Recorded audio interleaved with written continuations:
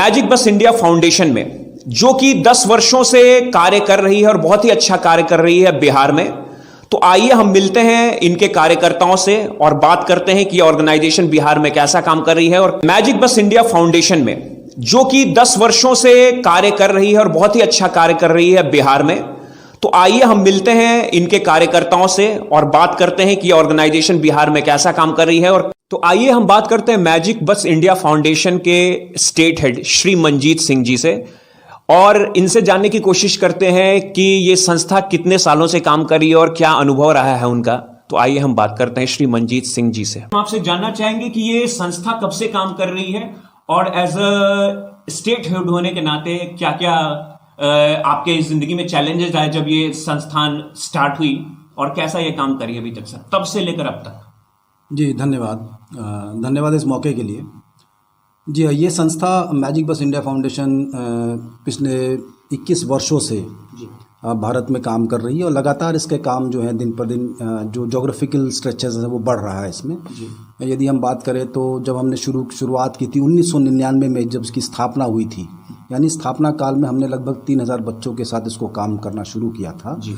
और आज हम सीधे तौर पर हम 4 लाख बच्चों से जुड़े हुए हैं और 35,000 युवाओं से जुड़े हुए हैं, जिनसे हमारा सीधा संपर्क है, जो हमारे किसी न किसी कार्यक्रम में सीधे तौर पर जुड़े हुए हैं और वो लाभान्वित हो रहे हैं इससे। जी और सर मैं ये जानना चाहूँगा कि अभी किस तरीके के कार्यकलाप इस संस्थान के द्वारा किए जा रहे हैं सर। जी अभी हम लाइफ स्किल्स की बात करते हैं। जो मैंने 4 लाख बच्चों का जिक्र किया, पूरे भारत के 22 राज्यों में ये हैं और 22 राज्यों के 81 जिलों में हम काम कर रहे हैं जी। उस 4 लाख बच्चों में से 12,000 बच्चे हमारी रिस्पॉन्सिबिलिटी हैं यहाँ पटना में, जिनके साथ हम काम कर रहे हैं जी। ये पटना के 4 प्रखंडों में हम काम कर रहे हैं, जिसमें फुलवारी शरीफ, दानापुर, संपतचक और पटना सदर आता है। और ये बच्चे वो बच्चे हैं जो समाज के सबसे वंचित, जिसे डिसएडवांटेज सेक्शन हम कहते हैं, उस सेक्शन से आते हैं, जिन पर बहुत ध्यान नहीं जा पाता है। किन्हीं बहुत से कारण हैं नहीं जा पाने के, उन कारणों की चर्चा करनी उचित नहीं होगी, लेकिन और ये किसी न किसी सरकारी विद्यालय से जुड़े हुए हैं जी। तो इन कोविड के दौरान इनके अंदर एक उदासीनता देखी गई, क्योंकि बच्चे स्कूल में लॉक हो गए, बच्चे घर में लॉक हो गए और फिर पढ़ाई के प्रति उनकी उदासीनता बढ़ती चली गई। तो ऐसे में हमने इन 12,000 बच्चों का CPRF किया, जो हमारा टेक्निकल टर्मिनोलॉजी है, यानी हम बच्चों का निबंधन करते हैं अपने यहाँ। और इन 12,000 बच्चों के 20% जो गार्जियन होते हैं, यानी 2400 जो गार्जियन हैं, उनका भी हम निबंधन करते हैं, जो सीधे तौर पर हमारे कार्यक्रम से जुड़े होते हैं जी। और इन दोनों वर्गों के साथ, यानी बच्चों के साथ, उनके अभिभावकों के साथ हम लोग खेल कूद आधारित गतिविधियां करते हैं जी। सर मैं ये जानना चाहूंगा कि कोविड-19 के दरमियान जब सारी की सारी चीजें प्रभावित थी, यानी स्कूल्स, कॉलेजेस, सारी चीजें बंद थी, उस वक्त बहुत सारी परेशानियां बाकी लोगों को झेलनी पड़ी। मैं ये जानना चाहूंगा कि उस दरमियान जब आपकी संस्था काम कर रही थी तो किन किन परेशानियों से होकर गुजरना पड़ा आप लोगों को और कैसे उन चीजों को मैनेज किया है आप लोगों ने। जी हाँ, ये एक अप्रत्याशित महामारी थी, जिसकी उम्मीद शायद किसी ने नहीं की थी जी। और ये अब एक इतिहास दर्ज हो चुका है। अब चुनौतियों की यदि हम बात करते हैं तो हम उस स्टेज पर थे जहां हमें जाकर बच्चों का निबंधन करना था, यानी बच्चों का स्कूल में जाकर के जो रजिस्ट्रेशन कहते हैं उसे करना था। एक ये जनता के हित में सरकार ने लॉकडाउन लगाया और फिर हम सभी अपने अपने जगह पे बंद हो गए। हमें समझ में नहीं आ रहा था उन बच्चों तक पहुँचे कैसे। उन बच्चों तक पहुँचना बहुत ज़रूरी था, लेकिन ये भी ध्यान रखना ज़रूरी था कि कोविड के प्रोटोकॉल्स डिसअलाउड नहीं हो और वो वायलेट नहीं हो, क्योंकि हमारे हितों को ध्यान में रखकर ही लगाया गया था। चुनौती ये थी कि उन बच्चों तक हम पहुँचे कैसे। फिर जैसे ही अनलॉक फेज़ शुरू हुआ, ग्रेडेड मैनर्स में चीज़ें खुलनी शुरू हुई, हमने उस अपॉर्चुनिटी का अध्ययन किया और हमने ये जानने का प्रयास किया कि हम किस तरीके से बच्चों तक पहुंच सकते हैं। क्योंकि पटना अपने आप में कोविड संवेदनशील क्षेत्र था, सबसे ज़्यादा कंटेनमेंट जोन्स पटना में ही थे। उसमें वो भी क्षेत्र थे जो हमारे हस्तक्षेप वाले क्षेत्र थे, जैसे जो मैंने प्रखंडों का जिक्र किया अभी कुछ देर पहले। तो अब गर्मी का समय था, वो गर्मी के समय में कोविड के रिस्क को नज़रअंदाज करते हुए हमारे साथियों ने घर से बाहर कदम रखा, ये सोचकर कि बच्चे का हित पहले है। और फिर हम पूरे प्रोटेक्टिव गियर्स के साथ हमने संसाधनों को मुहैया करवाया अपने साथियों को और कहा कि आप जाइए तो गर्मी में जा कर के बच्चों के पिता को कन्विंस करना, अभिभावकों को इनफैक्ट कन्विंस करना, ये बेहद चुनौतीपूर्ण था, क्योंकि कोई किसी से मिलना ही नहीं चाहता था उस दौर में। आप क्यों आए भाई मेरे दरवाजे पर? तो ऐसे कठिनाइयाँ झेलनी पड़ी हमारे वाईएम्स को, कहीं तो बेइज्जती झेलनी पड़ी, बहुत जगह उन्हें अब्यूज़ भी होना पड़ा, लेकिन हमने हिम्मत नहीं हारा, क्योंकि हमारा मकसद जो एकदम फिक्स था कि हम उन बच्चों का रजिस्ट्रेशन करेंगे, ताकि जैसे ही अनलॉक पूरी तरीके से शुरू हो या नहीं भी हो तो कम से कम रजिस्ट्रेशन करके हम ऑनलाइन तो उनके साथ अपनी बातचीत को शुरू कर सके, संवाद स्थापित कर सके। तो इन चुनौतियों को हमने पार करते हुए इन बच्चों का रजिस्ट्रेशन किया और फिर हम अब काम कर रहे हैं उनके साथ। जी आइए हम बात करते हैं प्रकाश रंजन जी से, जो यहाँ एडमिनिस्ट्रेशन और अकाउंट्स पे काम करते हैं। जानते हैं इनके अनुभव के बारे में कि मैजिक बस इंडिया फाउंडेशन में ये कब से काम कर रहे हैं और इनका अनुभव कैसा। जब मैजिक बस इंडिया फाउंडेशन मैंने जब ज्वाइन किया तो मुझे ऑर्गेनाइजेशन के बारे में पता चला कि ये चाइल्ड बेस्ड ऑर्गेनाइजेशन है और ये गरीब बच्चों पे ये काम करती है, और उसमें भी ये स्पोर्ट्स के माध्यम से बच्चों का जो होता है वो स्किल डेवलप करने का काम करती है और उनके व्यवहार में परिवर्तन लाने का काम करती है। जब मैं फाइनली ऑर्गेनाइजेशन में ज्वाइन किया तो मैंने देखा कि रियली में बच्चों पे इसका काफ़ी प्रभाव पड़ता है। वैसे स्लम के बच्चे जो कि मतलब जिनकी लैंग्वेज ख़राब होती है या जो गाली गलौज ज़्यादा यूज़ करते हैं, उनके व्यवहार में बोलने चालने का जो ये रहता है वो उसमें काफ़ी चेंज परिवर्तन आता है।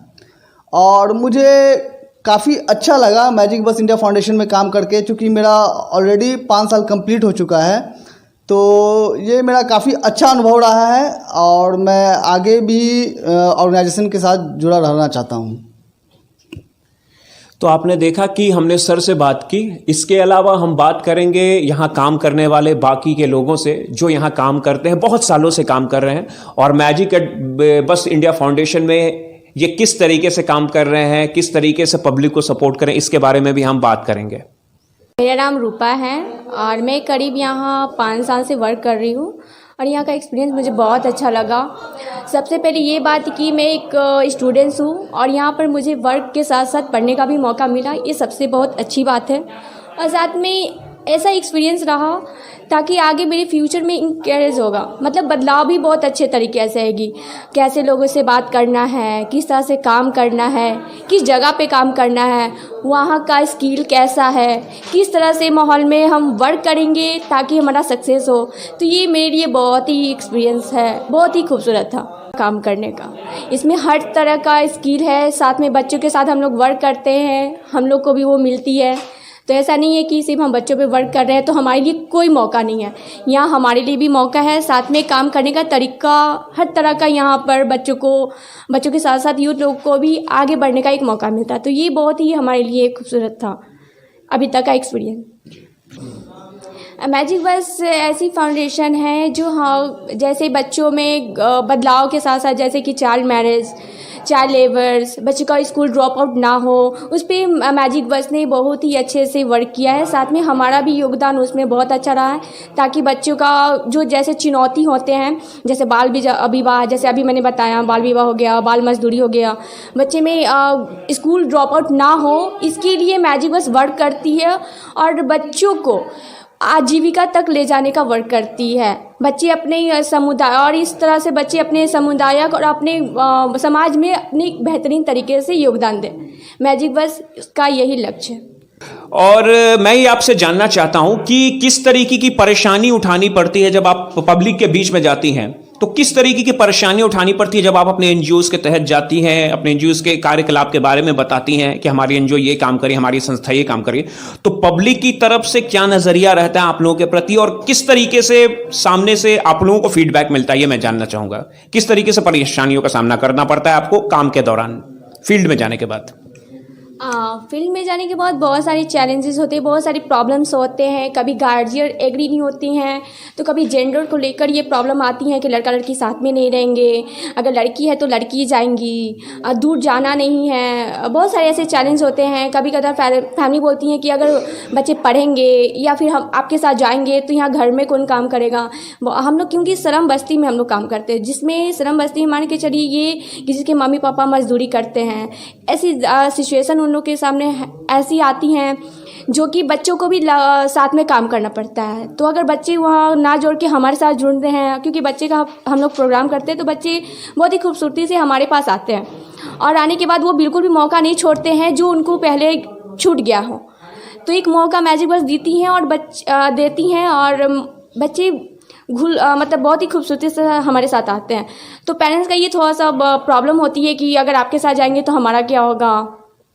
जेंडर जैसे हो गया कि लड़का लड़की एक साथ नहीं जा सकती हैं, सहेली रहेगी तो जाएगी, या फिर स्कूल का भी प्रॉब्लम होता है। क्या बहुत सारी फैमिली का कहना होता है कि स्कूल 9 तक हमारी कम्युनिटी में है, हमारे मोहल्ले में है, 8 क्लास तक है तो ठीक है, 9 10 करने के लिए वो नहीं जाएंगे क्योंकि उनके साथ अगर कोई जाने वाला होगा तो ठीक है, नहीं तो नहीं।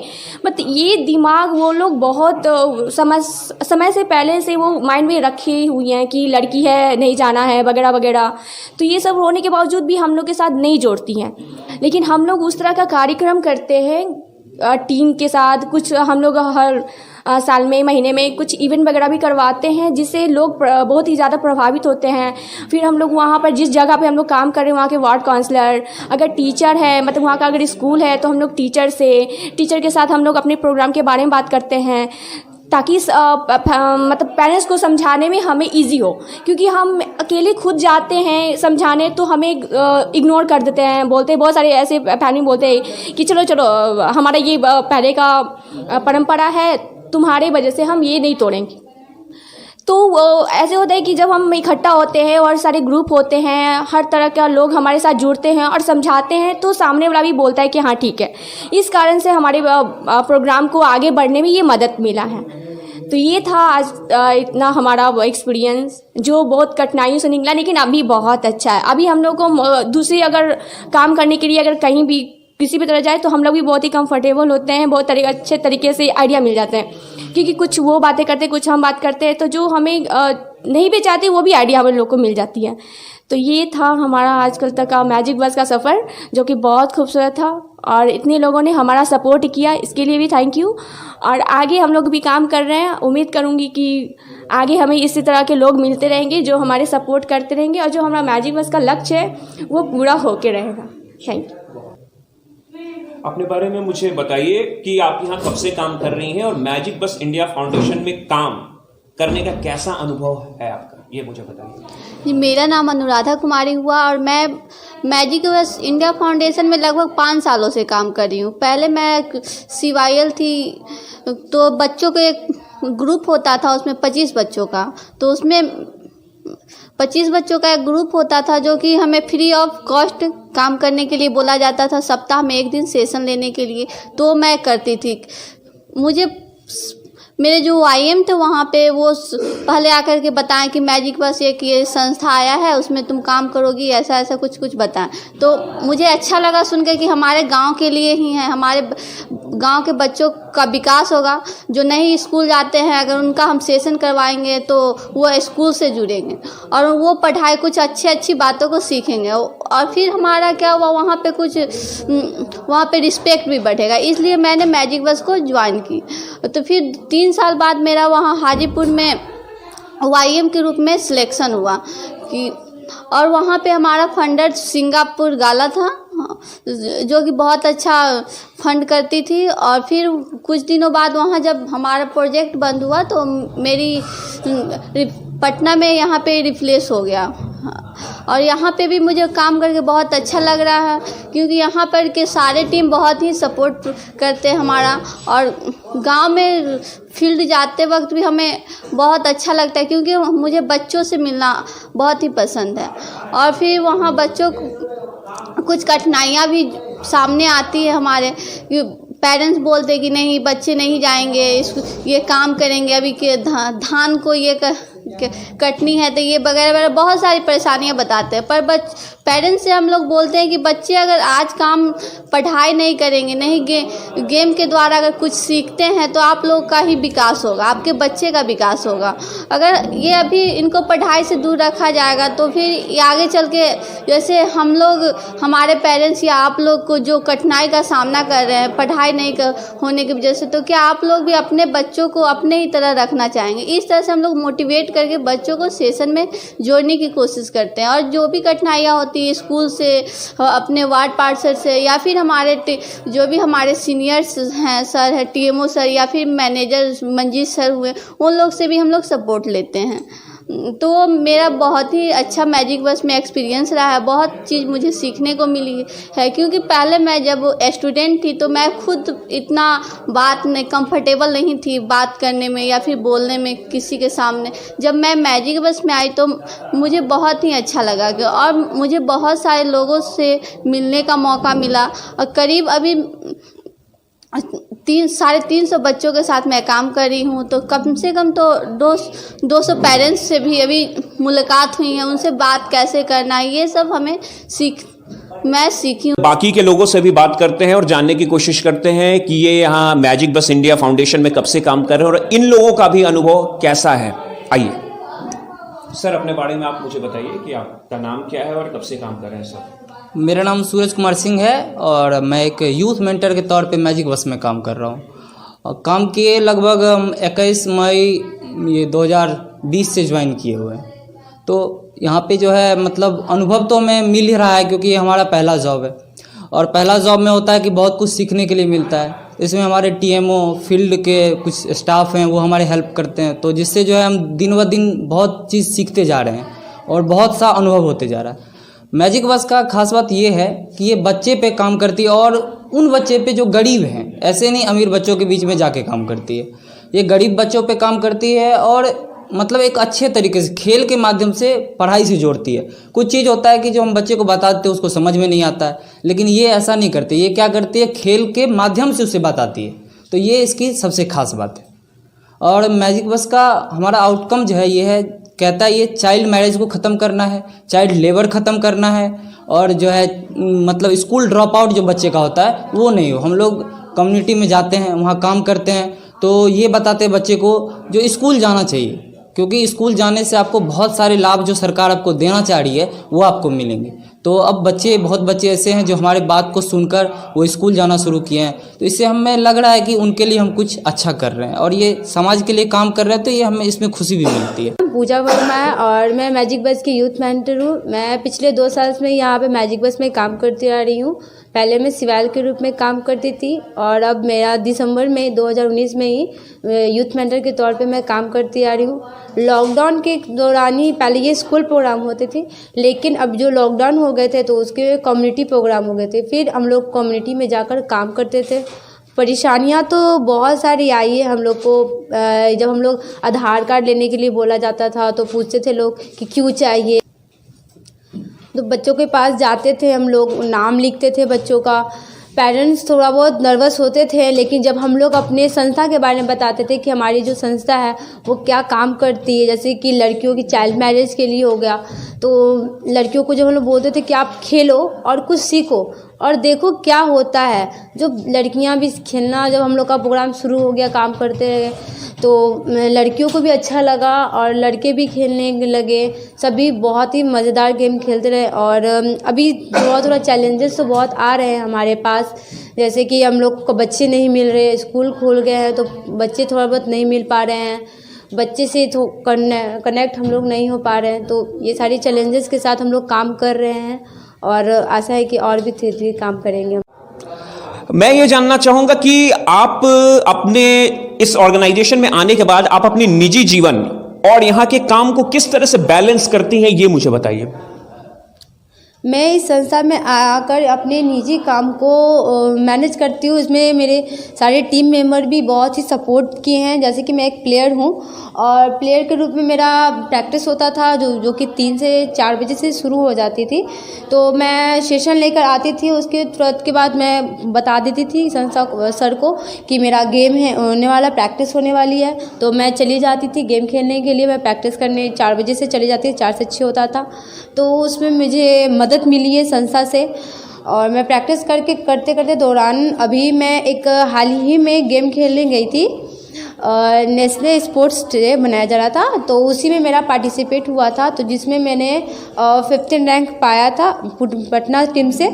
और फिर अभी मैं उसी के लिए मैं भी जा रही हूँ, NIS का कोर्स करने के लिए मैं जा रही हूँ, जो कि 2 साल का कोर्स होता है। और इसमें मेरी संस्था ने मुझे बहुत ही मदद किया है, और जब भी मेरा गेम होता था तो मुझे छुट्टी भी आराम से मिल जाती थी, इसमें कोई मुझे ये सर भी मेरा जब भी गेम होता था तो सर अब मैं बोलती थी सर को कि सर मेरा गेम है, तो उन्होंने मुझे छुट्टी भी देते थे, और मैं अपने गेम को जारी रख सकूं और उसमें कुछ भी दिक्कतें ना हो, तो उसमें मेरा सर ने सहयोग दिया। और काम को भी मैंने मैनेज करते करते साथ और स्पोर्ट्स को भी लेकर किया है, और जिसमें मेरा सर ने बहुत ही सहयोग किया। पूरा पटना टीम ने, पूरी मेरी मैजिक बस की जो टीम है सभी ने मुझे बहुत ही सहयोग दिया। और मैं आज 2 महीना का मेरा एक फिजिकल का ट्रेनिंग होने वाला, जिसके लिए मैं भी जा रही हूँ, उसमें भी सर का सहयोग है, पूरे मैजिक बस का टीम का सहयोग है।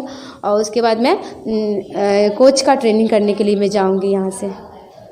तो आपने देखा कि किस तरह से मैजिक बस इंडिया फाउंडेशन ने अपने काम के तहत और अपनी काम के जरिए लोगों में अपनी पहचान बनाई, और किस तरीके से वो लोगों के कार्यकुशल के लिए, उनकी फीडबैक के लिए, उनकी मदद के लिए काम कर रही है। रूबरू में आज इतना ही। अगली बार एक नए विषय के साथ मैं सत्यांक ओझा आपके सामने फिर से प्रस्तुत रहूंगा। तब तक देखते रहिए बिग न्यूज 9। हमें सब्सक्राइब करें आप YouTube पे, और हमारे बाकी प्रोग्राम्स को देखने के लिए आप हमें फॉलो कर सकते हैं इंस्टाग्राम पे, फेसबुक पे और बाकी अदर पोर्टल्स पे। तब तक के लिए नमस्कार।